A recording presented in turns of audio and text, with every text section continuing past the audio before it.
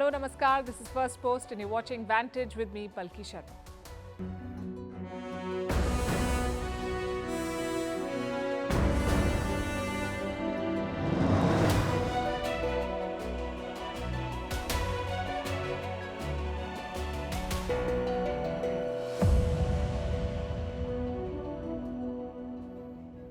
Delhi is all decked up for the G20 summit. The security is in place, leaders have begun arriving, last-minute political maneuvering is picking pace. Apparently, there are differences on the agenda. India wants to focus on the global south. The West wants to highlight Ukraine. Will they be able to agree to a joint statement? The members had multiple rounds of meetings. We'll tell you what was the result. Meanwhile, Prime Minister Modi is back from a very short visit to Indonesia and his statements indicate a policy shift. We'll discuss what he said about China and the Indo-Pacific.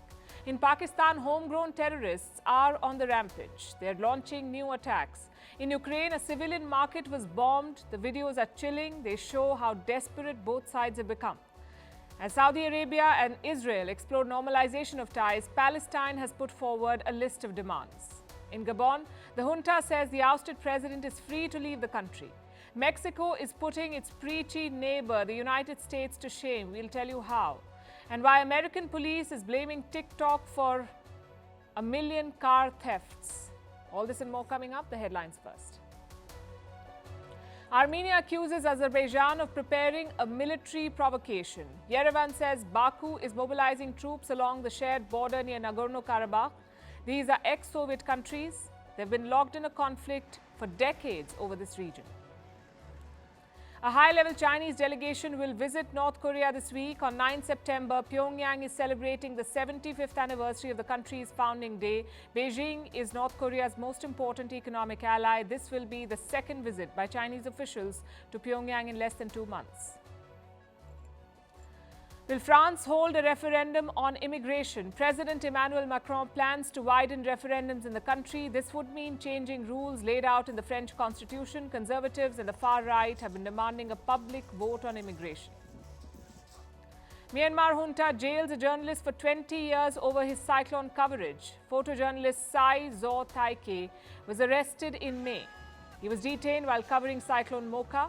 The United Nations chief says systematic repression is crushing Myanmar's democracy hopes.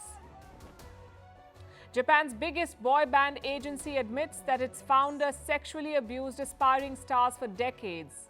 Its president, Julie Fujishima, resigns from Johnny & Associates. She offered a public apology on behalf of her uncle, Johnny Kitagawa. An apology to the victims. The founder, Kitagawa, died in 2019. And who's the best footballer? Lionel Messi and Erling Haaland lead the shortlist for the 2023 Ballon d'Or.